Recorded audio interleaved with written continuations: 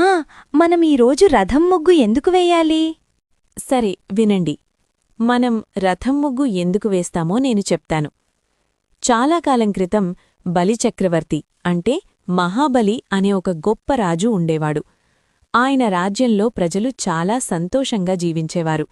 బలిరాజు చాలా దయగలవాడు, న్యాయంగా పాలించేవాడు, అలాగే ఎంతోమందికి దానం చేసేవాడు.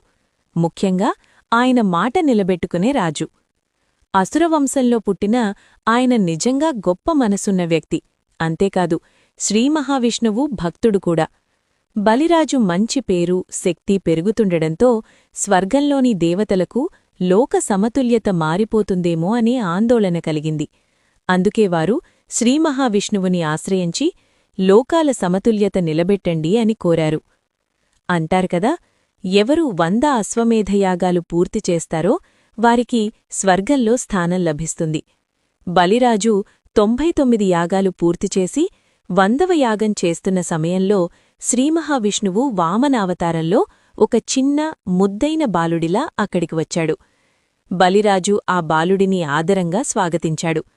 అడిగాడు, ఏం కావాలి అని. వామనుడు ఇలా అన్నాడు, నాకు బంగారం, నగలు ఏమి వద్దు. నాకు కేవలం 3 అడుగుల భూమి చాలు.